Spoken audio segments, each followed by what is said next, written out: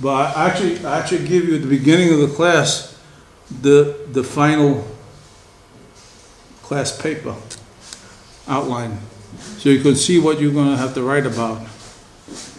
And it's going to be a maybe 14, 15 page paper, but most of the thing is just fill in the answers with and answer the questions that are in the list on the paper. And for each topic we talk about, there are a set of questions. And I will give, at the end of the class, the last lecture, I will give out a scenario. Actually, it's going to be, I think it's already up on eLearn already, the scenario. So you can even see it earlier. You can see the scenario. It's the Boy and Lalich Manufacturing Company. And you have to do a project for that company. It's not a big scenario.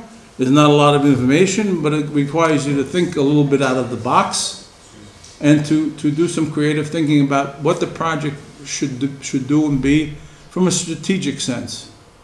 Not just from just doing it. Not just from doing projects and project plans and stuff like that, but to go beyond the plans and say why and how do these frameworks, how does these frameworks that we're looking at apply to the project? And so one of the things I try to have my students do in the United States, we normally have this class is a 14-week class, and I have other lectures in it besides the ones that I do here. And each week they work on a piece of their case study.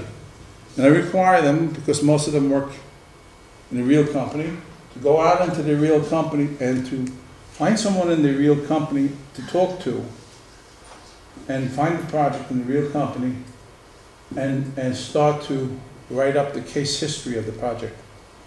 So it's a case study of the project.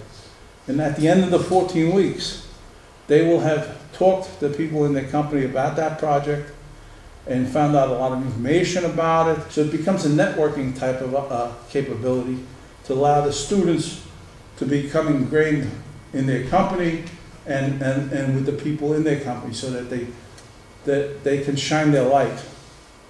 So people can see, hey, they're going to Stevens and they're learning project management and they're learning really good things. Maybe we should do some of these things in our company. Maybe we should take this person who's really thinking and smart and wants to do project management, become more responsibility in the process. And a lot of my students, after they finished the course, they come back to me and say, oh, I was actually able to talk to my manager. I said, what's the matter? You can't talk to your manager? Not normal? Yeah, it's okay. You can talk to your manager. You should be able to talk to your manager. Your manager should want to talk to you. Because the manager is not getting results if they're not talking to you.